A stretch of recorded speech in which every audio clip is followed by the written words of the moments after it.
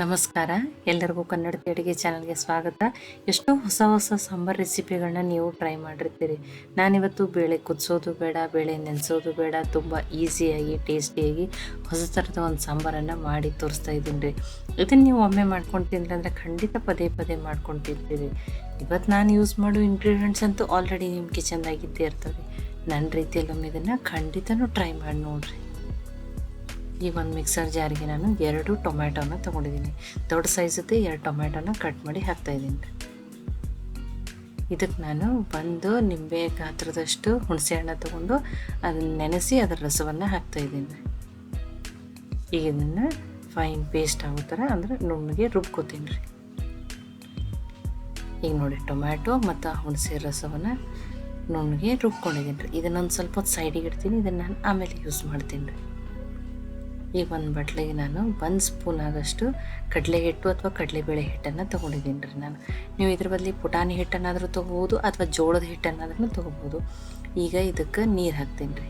ಒಂದು 3-4 ಸ್ಪೂನ್ ಆಗೋಷ್ಟು ಹಾಕಿ ಇದನ್ನೊಂದು ಗಟ್ಟಿ ಒಂದು ಸ್ವಲ್ಪ ಪೇಸ್ಟ್ ಥರ, ಅಂದರೆ ಒಂದೇನು ಸ್ಲರಿ ಅಂತ ಕರಿತೀವಲ್ಲ ಆ ಥರ ಯಾವುದೇ ರೀತಿ ಗಂಟು ಆಗ್ದಂಗೆ ಮಾಡ್ಕೋಬೇಕು ರೀ. ಗಂಟುಗಳಿರಬಾರ್ದು. ಆ ರೀತಿ ನೀಟಾಗಿ ಮಾಡ್ಕೊಳ್ರಿ. 1 ಸ್ಪೂನ್ ಅಷ್ಟೇ ಹಾಕಿರಿ. ನೀವು ಜಾಸ್ತಿ ಹಾಕಿದ್ರೆ ತುಂಬಾ ಸಾಂಬಾರು ಗಟ್ಟಿ ಆಗ್ತದೆ ರೀ. ನೋಡಿ, ಇಷ್ಟಾದರೆ ಸಾಕ್ರಿ. 1 ಸ್ಪೂನ್ ಹಿಟ್ಟಿನಿಂದಲೇ ತುಂಬ ಟೇಸ್ಟಿಯಾಗಿ ನಾವು ಸಾಂಬಾರನ್ನು ಮಾಡ್ಕೋಬೋದು. ಇದನ್ನು ಸೈಡ್ಗೆ ಇಡ್ತೀನಿ.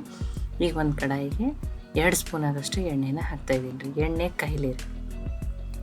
ನೋಡಿ, ಎಣ್ಣೆ ಕಾಯ್ದ ಮೇಲೆ ಒಂದು ಅರ್ಧ ಸ್ಪೂನ್ ಆಗೋಷ್ಟು ಉದ್ದಿನಬೇಳೆ, ಒಂದು ಅರ್ಧ ಸ್ಪೂನ್ ಆಗೋಷ್ಟು ಕಡಲೆಬೇಳೆ, ಒಂದು ಅರ್ಧ ಸ್ಪೂನ್ ಆಗೋಷ್ಟು ಜೀರಿಗೆ, ಅರ್ಧ ಸ್ಪೂನ್ ಆಗೋಷ್ಟು ಸಾಸಿವೆ. ಈಗ ಇದನ್ನೊಂದು ಸ್ವಲ್ಪ ಫ್ರೈ ಮಾಡ್ತೀನಿ ಅಂದರೆ ಆ ಉದ್ದಿನಬೇಳೆ ಮತ್ತು ಕಡಲೆಬೇಳೆ ಸ್ವಲ್ಪ ಕೆಂಪಗಾಗಲಿ ರೀ. ನೋಡಿ, ಕೆಂಪಗಾದ್ರೆ ಚೆನ್ನಾಗಿ ಟೇಸ್ಟ್ ಬರ್ತದೆ. ತುಂಬಾ ಕೆಂಪು ಮಾಡಬೇಡ್ರಿ, ಮತ್ತು ಭಾಳ ಕರೆದು ಅಂದ್ರೆ ಕೈ ಆಗ್ತದೆ. ಇಷ್ಟು ಕೆಂಪಗಾದ್ರೆ ಸಾಕ್ರಿ. ನಾನು ಇನ್ನೊಂದು 6-7 ಬೆಳ್ಳುಳ್ಳಿಯನ್ನು ಜಜ್ಜಿ ಹಾಕ್ತಾಯಿದ್ದೀನಿ.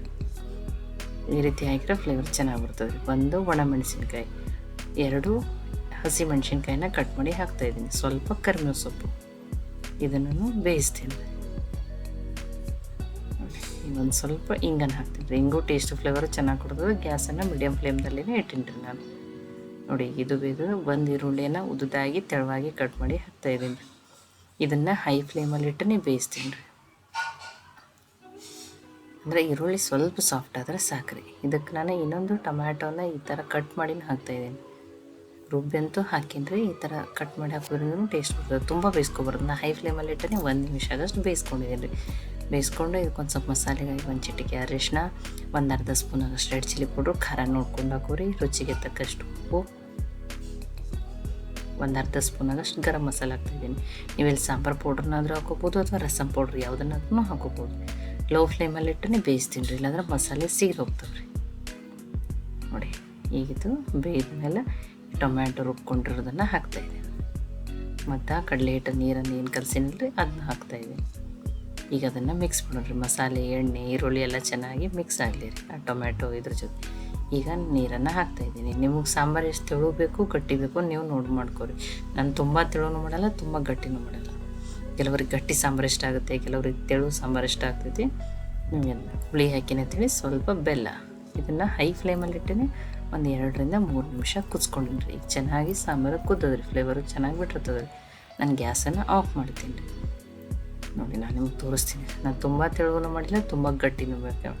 ಆರಿದ ಮೇಲೂ ಈ ಸಾಂಬಾರು ಗಟ್ಟಿ ಆಗ್ತಿರ್ತದೆ ರೀ. ನಿಮಗೆ ಎಷ್ಟು ಬೇಕು, ಯಾವ ರೀತಿ ಬೇಕೋ ಆ ರೀತಿ ಮಾಡ್ಕೊರಿ. ಸ್ವಲ್ಪ ತೊಳೆದು ಕಟ್ ಮಾಡಿ ಇಟ್ಕೊಂಡಿರುವಂಥ ಕೊತ್ತಂಬರಿ ಸೊಪ್ಪು, ಅದನ್ನು ಮಿಕ್ಸ್ ಮಾಡೀನಿ ರೀ. ನೋಡಿ, ಚೆನ್ನಾಗಿ ಮಿಕ್ಸ್ ಆಗಿದೆ. ಬಿಸಿ ಬಿಸಿಯಾಗಿರುವಂಥ ಸಾಂಬಾರು ರೆಡಿಯಾಗಿದೆ. ಬೇಳೆ ಕುದಿಸೋದು ಬೇಡ, ಏನು ಬೇಡ. ಬೇಗನೆ 1 ಸ್ಪೂನ್ ಹಿಟ್ಟಿಂದ ನೀವು ಟೊಮ್ಯಾಟೊ ರುಬ್ಕೊಂಡ್ರೆ ಸಾಂಬಾರು ರೆಡಿ ಆಗ್ತದೆ ರೀ. ಇದು ನೀವು ದೋಸೆ ಜೊತೆ, ಇಡ್ಲಿ ಜೊತೆ, ಮುದ್ದೆ ಜೊತೆ, ಬಿಸಿ ಬಿಸಿ ಅನ್ನ, ಇನ್ನೊಂದು ಸ್ವಲ್ಪ ತುಪ್ಪ ಹಾಕೊಂಡು ತಿಂದರೆ ತುಂಬ ಟೇಸ್ಟಿಯಾಗಿರ್ತದೆ ರೀ.